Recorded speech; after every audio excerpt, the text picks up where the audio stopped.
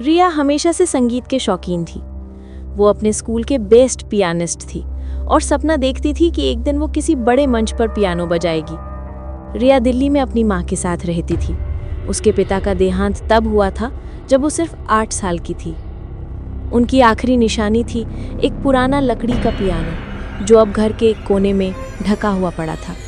एक दिन बारिश की रात में रिया एक पुरानी एंटीक शॉप में गई। वहाँ उसे एक काले रंग का खूबसूरत पियानो दिखा जिस पर सुनहरे अक्षरों में लिखा था, be careful what you play, सोच समझ कर बजाना।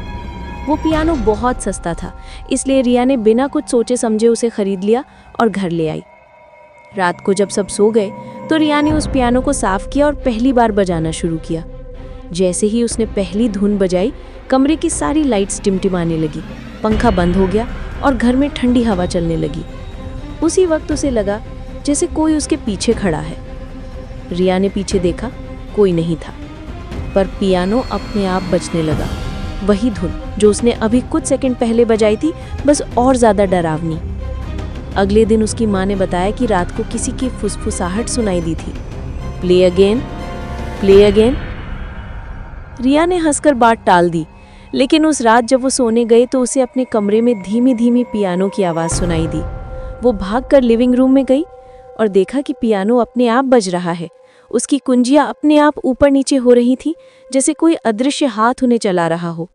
उसने डरकर उसे बंद किया, लेकिन तभी पियानो के ऊपर एक पुरानी फटी हुई म्यूजिक शीट रखी दिखी।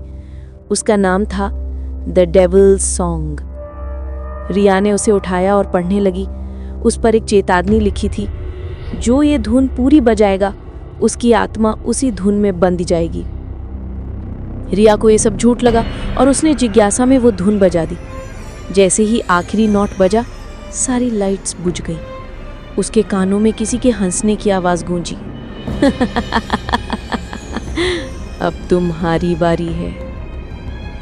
अगली सुबह जब माँ ने देखा कि रिया पियानो के पास बैठी थी, लेकिन उसकी आंखें पूरी काली थीं और उसके चेहरे पर वही भयानक मुस्कान थी। पियानो के ऊपर लिखा था, one more song to play. Police आई पर रिया कहीं नहीं मिली। बस उस पियानो की अंदरूनी दीवार पर किसी ने उकेरा था, रिया शर्मा 2024। आज भी कहा जाता है कि अगर कोई उस पियानो को रात 3 बजे बजाए तो रिया की आवाज़ सुनाई देती है, अब तुम्हारी बारी है।